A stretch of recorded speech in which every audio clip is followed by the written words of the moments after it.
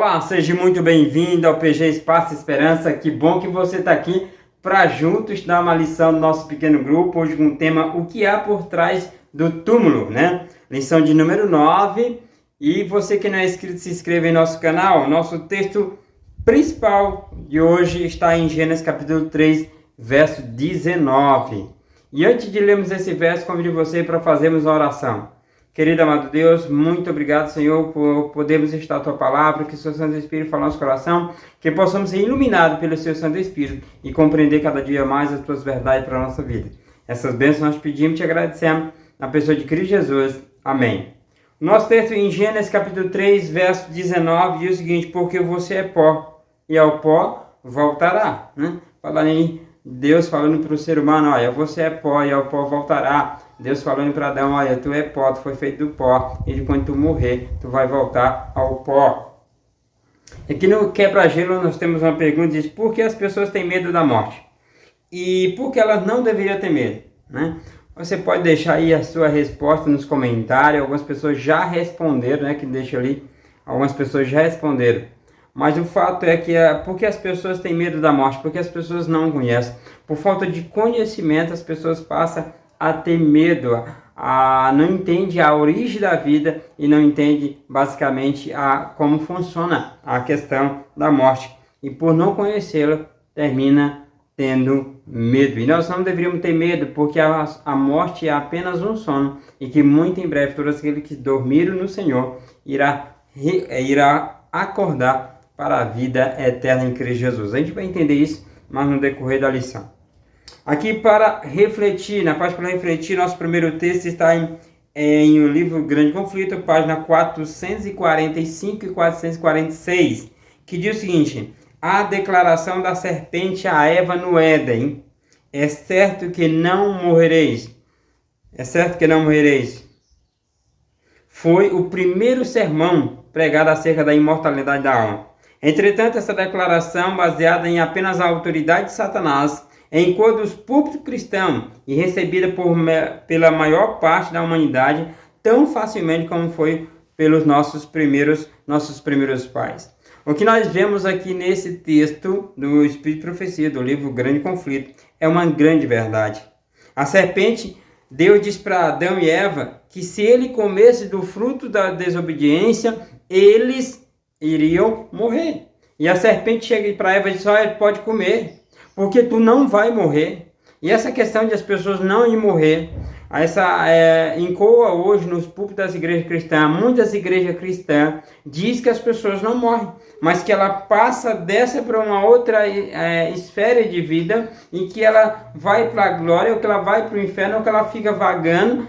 Essa não é uma crença bíblica. A Bíblia não diz que as pessoas, ao morrer, ela vai para o inferno, ou que ela vai para o céu, ou que ela fica vagando, ou que vai para algum outro lugar. A Bíblia fala que a pessoa morre, ela volta ao pó, da onde foi tirada, certo? Infelizmente, muitas pessoas no mundo hoje têm aceitado a crença de que a alma ela é imortal, de que o ser humano é imortal, O outro texto está na página 458 do livro Grande Conflito.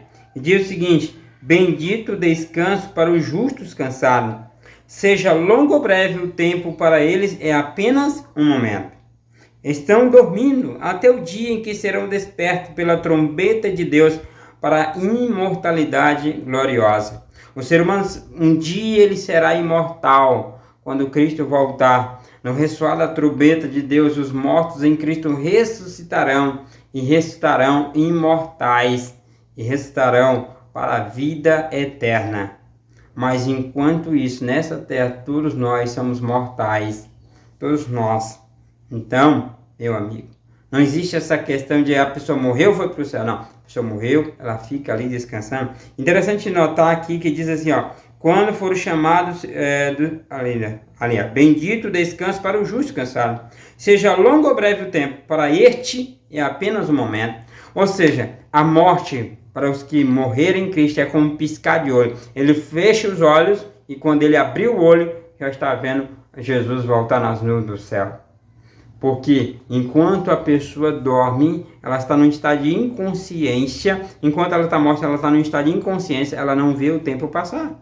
Então, quando se não vê o tempo passar, ele voa. Você não percebe quão rápido foi ou quão demorado foi, melhor dizendo.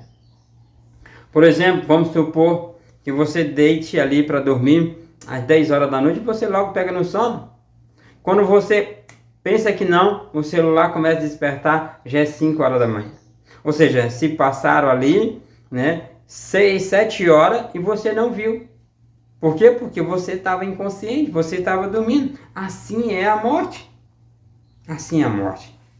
E ainda no livro Grande Conflito, página 458, na mesma página, e no livro, na Bíblia, 1 Coríntios, capítulo 5, capítulo 15, verso 55. Diz assim: quando forem chamados do seu profundo sono, seus pensamentos continuarão exatamente no ponto em que havia parado. A última sensação foi a agonia da morte. O último pensamento que estava caindo sobre o poder da sepultura. Mas ao se levantar do túmulo, seu primeiro alegre pensamento se expressa na triunfante exclamação: onde está a morte, o teu arguilhão?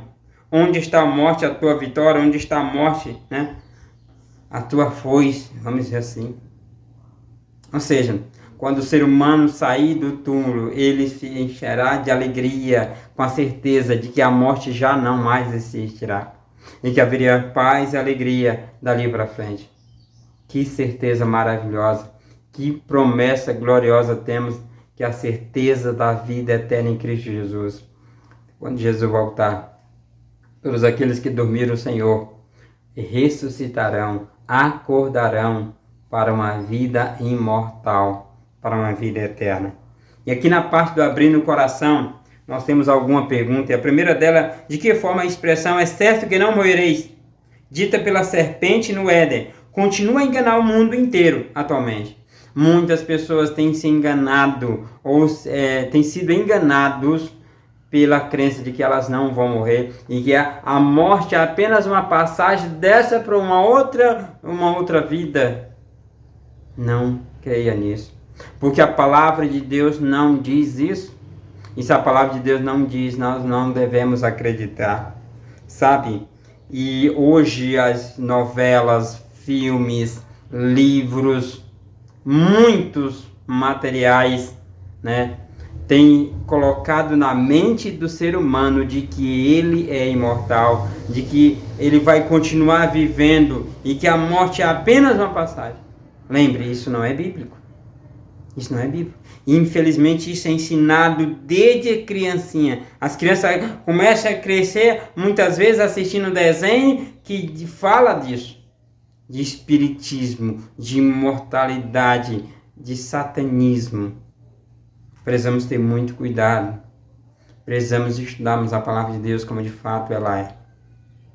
E deve ser a nossa maior regra de fé.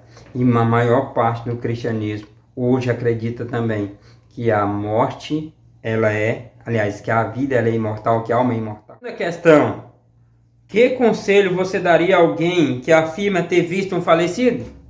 Você já ouviu alguém dizer assim: olha, eu vi um parente meu que morreu, eu vi um tio, eu vi uma avó, eu vi um pai, eu vi um irmão? Você já viu? Eu já ouvi.